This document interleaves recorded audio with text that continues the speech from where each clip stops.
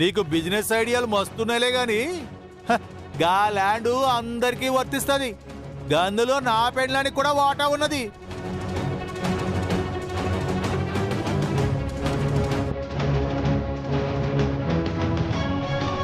మీరుండండి అల్లుడు గారు. బాబు హరీష్, ఆ ల్యాండ్ నా పిల్లల భవిష్యత్తు కోసమని కొన్నాను. దాన్ని ఎవరడిగినా, ఎంత ఆశ చూపించినా నేనమ్మలేదు. ఎందుకో తెలుసా? నేను నా పిల్లలకంటూ ఇవ్వగలిగింది అదొక్కటే కాబట్టి. పైగా నాకున్నది ఒకే ఒక కొడుకు. వాడికి కూడా ఎంతో కొంత ఆస్తి ఉండాలి కదా. అందుకే ఆ ల్యాండ్ కొన్నాను.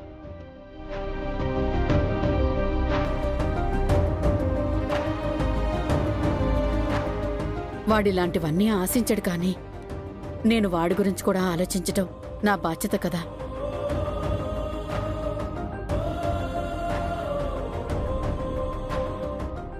ఇంత జరిగినా సారెందుకలా మౌనంగా ఉన్నారు? ఆలోచిస్తున్నారేంటి? మీరు చెప్పింది నాకు అర్థమైందండి. మీ నలుగురు పిల్లలకి అందులో బాగుందంటున్నారు, అంతేనా? పర్లేదు, ల్యాండ్ మొత్తం మా వాడికి రాసివ్వండి. వాళ్ళ భాగానికి రావాల్సిన క్యాష్ లెక్కబెట్టి వాళ్ళకి నేనిచ్చేస్తాను.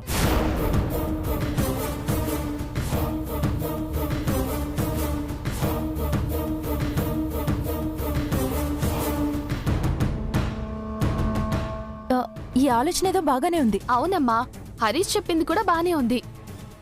ఆ ల్యాండ్ పేరుకే ఉంది కానీ దానివల్ల సమస్యలే తప్ప ఏ ఉపయోగమూ లేదు.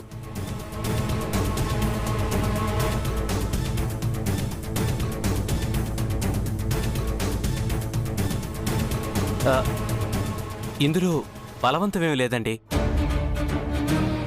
50 లక్షలు క్యాష్ ఇస్తామన్నా ఓకే, లేదా మేము ల్యాండ్ ఇస్తాము, మిగిలిన ముగ్గురికి నన్నే సెటిల్ చేయమన్నా ఓకే. నాకేం పర్లేదండి.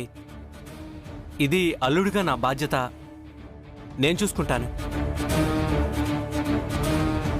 ఒక్కసారి ఆలోచించండి. Choice is yours.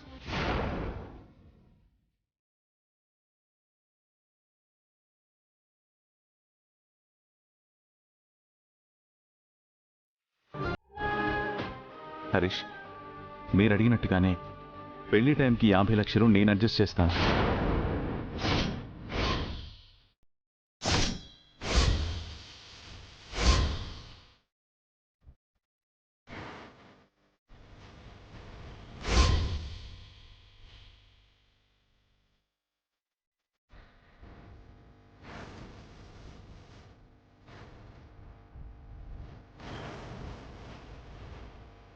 ఈ ఫ్యామిలీ కోసం ఆర్యా సార్ ఎందుకింత చేస్తుంది? నాన్న సూర్య, ఉన్న పళంగా అంత డబ్బంటే ఎక్కడి నుంచి తెస్తావురా? మాటిచ్చే ముందు కొంచెం ఆలోచించి మాటివ్వాలి కదా. అమ్మా, దివ్య పెళ్లి నా రెస్పాన్సిబిలిటీ. ఈ విషయంలో మీరెవరూ వరీ కాకండి, నేను చూసుకుంటాను.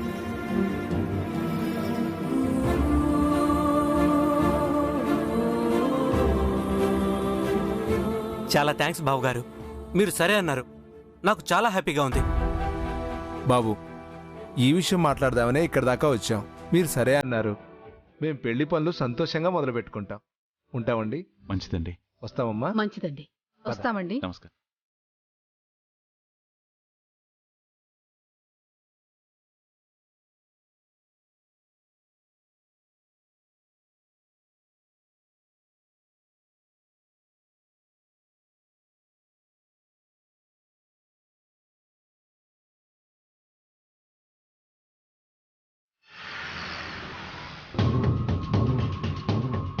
ఈ హరీష్ కట్నం అడుగుతానని వెళ్ళి ఇంకా కాల్ చేయడేంటి? 100 years వాడే ఫోన్ చేస్తున్నాడు. ఛాయ గారు, త్వరగా లిఫ్ట్ చేయండి, స్పీకర్ ఆన్ చేయండి. చెప్పు హరీష్, వెళ్ళిన పని ఏమైంది? మనం అనుకున్నది ఒకటి, ఇక్కడ జరిగింది ఇంకొకటి మ్యామ్. ఏం జరిగింది? 50 లక్షలు కట్నం ఇవ్వలేక ల్యాండ్ ఇచ్చేస్తారని మీరు అనుకున్నారు, కానీ దివ్య వాళ్ళ అన్నయ్య మాత్రం ల్యాండ్ ఇవ్వడానికి ఒప్పుకోలేదు. పైగా 50 లక్షలు కట్నం ఇస్తానని మాటిచ్చాడు. నాకు ఎలా రియాక్ట్ అవ్వాలో అర్థం కాలేదు మ్యామ్. సరే అని చెప్పి వచ్చేసాం. ఛ! అయిపోయింది. ప్లాన్ మొత్తం రివర్స్ అయిపోయింది. నేను అనుకున్నట్లే జరిగింది.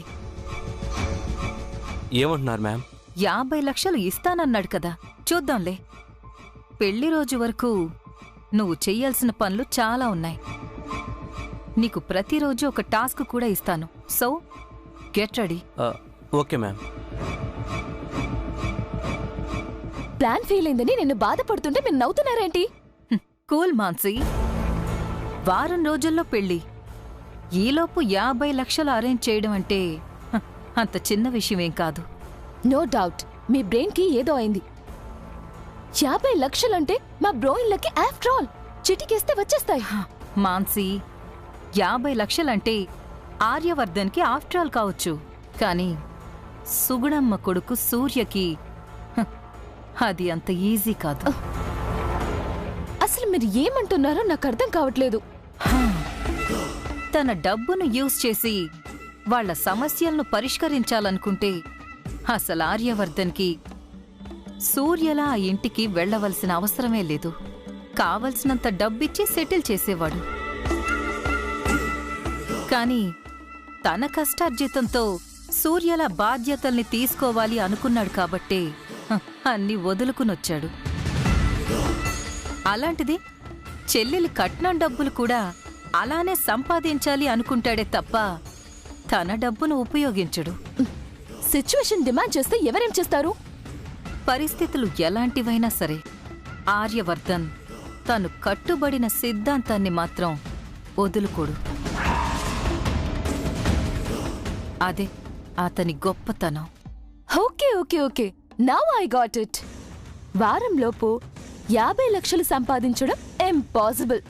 సో కట్నం ఇవ్వలేడు, పెళ్లి కూడా ఆగిపోతుంది. దాంతో బ్రోయిన్లా ఆ ఇంట్లో అందరికీ చెడ్డవాడైపోతాడు. ఎస్, కొడుకు చేతకాని వాడు అని ఫిక్స్ అయ్యి కూతురు పెళ్లి జరిపించడం కోసం సుగుణమ్మే స్వయంగా ఆ ల్యాండ్ పేపర్స్ని మన చేతికిస్తుంది. That's it. Wow, crazy thought. పాపం ఆర్యవర్ధన్ 50 లక్షలు సంపాదించడానికి ఎన్ని వంటలు చెయ్యాలో అని ఆలోచిస్తూ ఉంటాడు.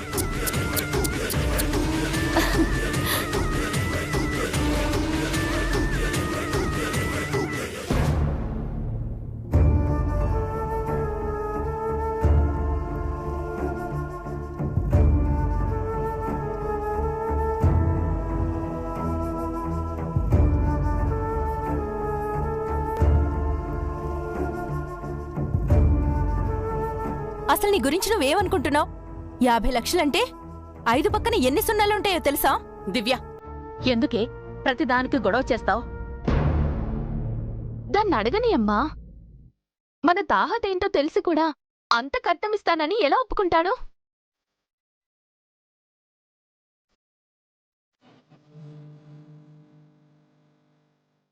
రేపు వాళ్ళు అడిగినంత ఇవ్వకపోతే దాని బతుకు కూడా నా బతుకులాగే పుట్టింటికే అంకితం అవ్వాల్సొస్తుంది. ఇగో మధ్యలో మన ముచ్చట ఎందుకు తెస్తున్నావు? నేను అడిగితే 5 లక్షలు 10 లక్షలు అడుగుతా, 50 లక్షల కోటో నేనెందుకు అడుగుతా? ఏందమ్మా? మీరెవ్వరూ ఎలాంటి భయాలు పెట్టుకోకండి. ఆ డబ్బు నేను ఎలాగోలా అడ్జస్ట్ చేస్తాను.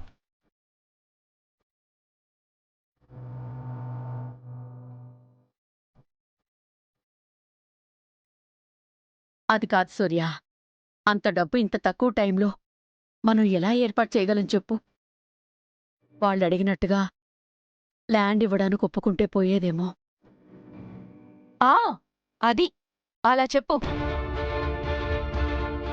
ఆ ల్యాండ్నే భాగాలు చేసి ఎవరికి దక్కాల్సింది వాళ్ళకిచ్చేస్తే ఏ సమస్య ఉండేది కాదు.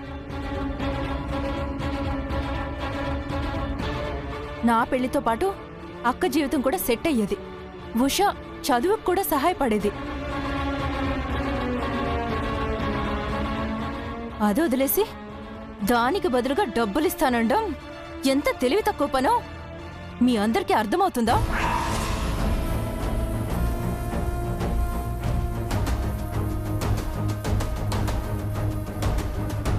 అక్క, అసలు అన్నయ్య ఉద్దేశం ఏంటో తెలుసుకోకుండా ఎందుకలా గోల చేస్తున్నావు? ఉద్దేశం ఏముంది? డబ్బులిస్తానని నమ్మించి పెళ్లి టైంకి ల్యాండ్ పేపర్స్ తీసుకొని పారిపోతాడేమో.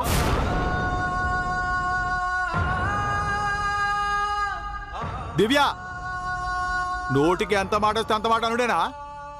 ఇగో నువ్వు ఎవరిని అంటున్నావో ఏమంటున్నావో జర సోంచాయించుకుని మాట్లాడు.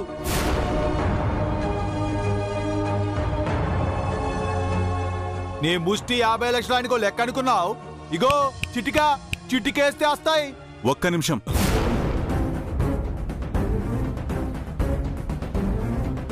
వాళ్ళు మాట్లాడుతున్నారు కదా, మాట్లాడినివ్వండి. మధ్యలో మీరు కలగజేసుకోవద్దు. మీరేంటండి అన్నీ తెలిసినట్లు అలా వెనకేసుకొస్తున్నారు?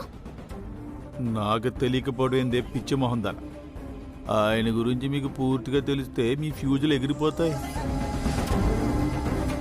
ఎందుకైనా మంచిది, ఒకసారి ఆలోచించరాదు?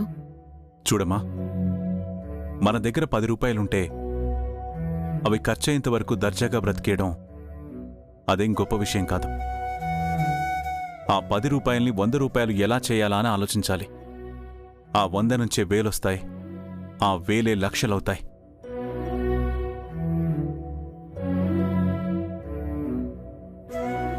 ఉన్న ల్యాండ్ని భాగాలు చేసి అమ్మేసుకుంటే ఏం లాభం ఉంటుంది చెప్పు? పైగా అది నువ్వు కష్టపడి సంపాదించింది. దాన్ని చేజార్చుకోవడం నాకిష్టం లేదు. అందుకే ల్యాండ్ ఇవ్వనని చెప్పాను.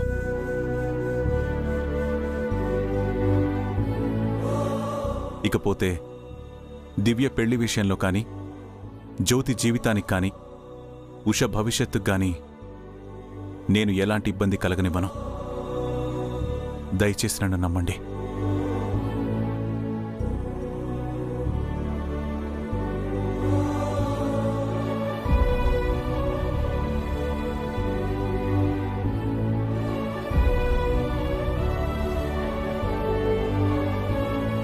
ఓ నా కొడుకు గొప్ప, నా కొడుకు గొప్ప అని పెత్తనం ఇచ్చావు కదా, ఇప్పుడు చివరికి ఏం చేస్తాడో చూడు. మరీ అంత గుడ్డి నమ్మకం పనికిరాదమ్మా.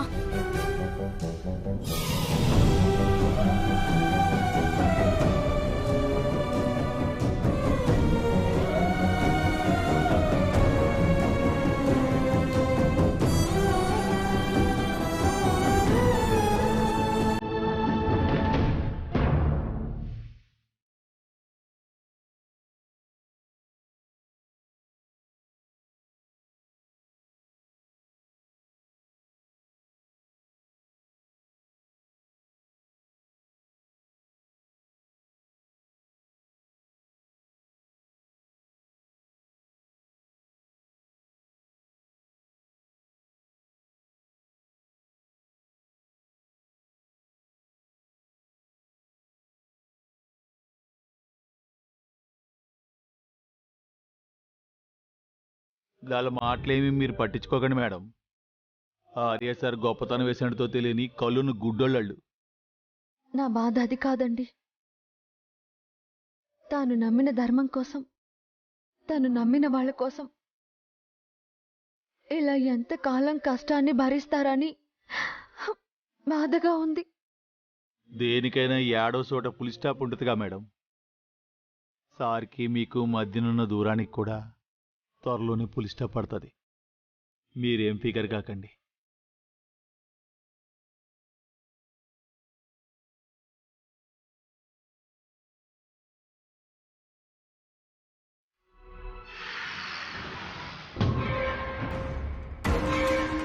ఎవరికోసమో వెయిట్ చేస్తున్నట్టున్నారు? ఇంకెవరి కోసం? హరీష్ కోసం. హరీష్ని రమ్మన్నారంటే మళ్ళీ ఏదో కొత్త ప్లాన్ వేసినట్టున్నారు. ఇంతకీ ఏంటది?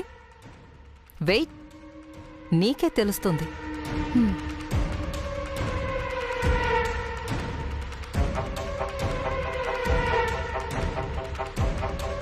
హలో మ్యామ్, చెప్పండి మ్యామ్, ఈరోజు నా టాస్క్ ఏంటి? గుడ్.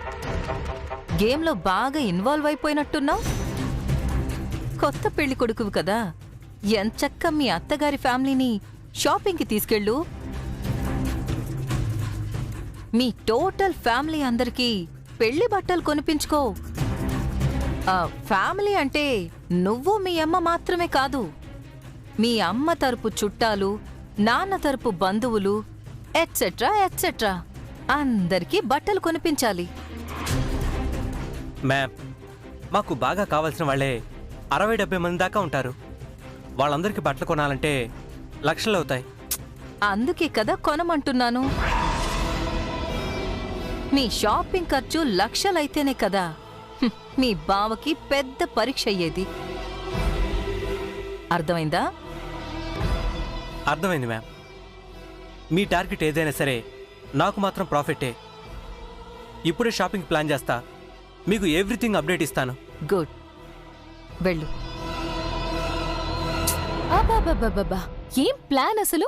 సూపర్! పెళ్లి జరిగేలోపు మా బ్రోయిన్లోకి ఎవ్రీడే చుక్కలే. పాపం 50 లక్షల కట్నం రెడీ చేస్తాడా, లేక ఈ పెళ్లి ఖర్చులన్నీ భరిస్తాడా? అప్పుడే ఏం చూసావు మాన్సి? ఈ వారం ఆర్యవర్ధన్కి దిన గండమే.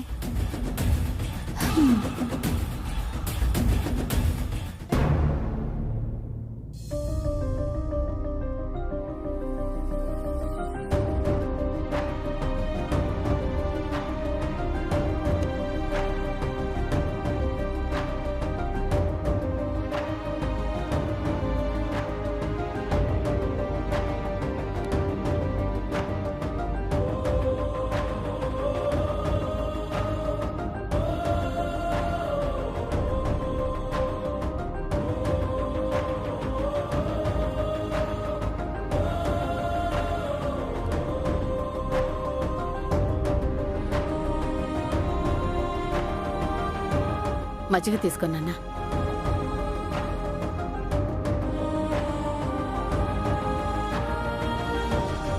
రాత్రి అడగడమే మర్చిపోయాను. హోటల్లో కలెక్షన్ ఎంతొచ్చింది సూర్య? ఓ 2000 వచ్చిందమ్మా. చాలా తక్కువగా వచ్చిందే. అమ్మా, పక్క వీధిలో ఫాస్ట్ ఫుడ్ సెంటర్ పెట్టారు, అందుకే మనకి కస్టమర్స్ తగ్గారు.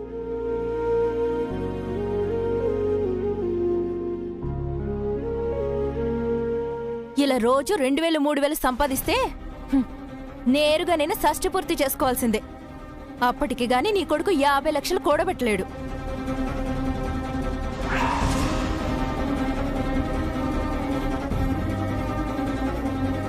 అన్నయ్య ఏదో ఒకలాగా సర్దుబాటు చేస్తారని చెప్తున్నాడు కదా, ఎందుకలా పదే ప్రశ్నిస్తున్నావు?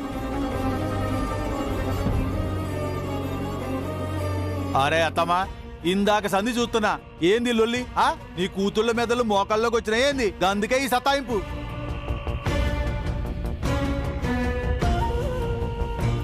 ఏమండి, మీరు కాసేపు ఊరుకోండి. ఎందుకు ఊరుకోవాలనే? ఎందుకు ఊరుకోవాలి? అరే, మంచి మనిషిని పట్టుకుని మీరు అట్లా నిలదీసి మాట్లాడుతుంటే నేను చూస్తా ఊరుకోవాలనా? బావగారు, తన గురించి మీకేం తెలీదు. బాధ్యతలు తీసుకుంటానని చెప్పి మమ్మల్ని వదిలించుకున్న మనిషి ఆయన. ఇప్పుడు కూడా ఆస్తిపాస్తులు పట్టుకుపోతాడేమో అని మౌనం.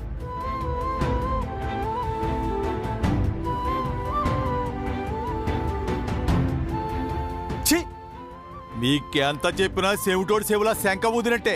ఏడుంటే నాకు బీపీ పెరుగుతుంది.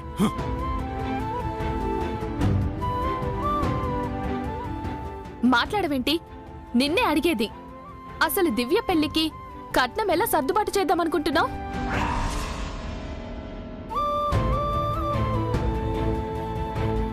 కనీసం నీ మీద నమ్మకం కలగడానికైనా ఏదైనా ఆలోచన ఉంటే చెప్పు. అంత డబ్బు ఎలా సర్దుబాటు చేస్తావు?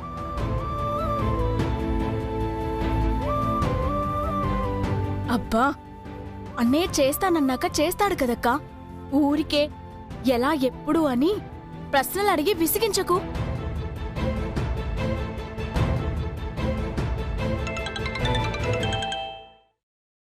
చెప్పు హరీష్. అమ్మ వాళ్ళు షాపింగ్కి వెళ్దాం అంటున్నారు. షాపింగా? ఆ, ఇప్పుడా? అవును. ఆ, ఏమో ఒకసారి ఆ అమ్మతో మాట్లాడు. ఉమ్. అమ్మా హరీష్ మాట్లాడు. చెప్పు బాబు.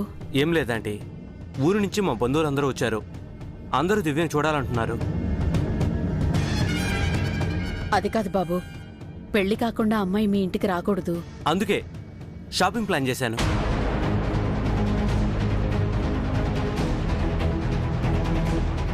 మీరందరూ ఫ్యామిలీతో కలిసి షాపింగ్ మాల్కి వచ్చేయండి. మేం కూడా ఫ్యామిలీ రిలేటివ్స్తో కలిసి మాల్కి వచ్చేస్తాం. మా అందరికీ పెళ్లి బట్టలు తీసిచ్చినట్టు ఉంటుంది, మా వాళ్ళు కూడా దివ్యని చూసినట్టు ఉంటుంది. అంటే బాబు, ఇప్పటికిప్పుడు షాపింగ్ అంటే ఇలా ఒక్కొక్క పని త్వరగా చేసుకోవాలంటే, లేదంటే పెళ్లి టయానికి ఇబ్బంది పడతాం. ఏ షాపింగ్ మాల్కి రావాలో దివ్యకు మెసేజ్ చేస్తాను. ఉంటానంటే బాబు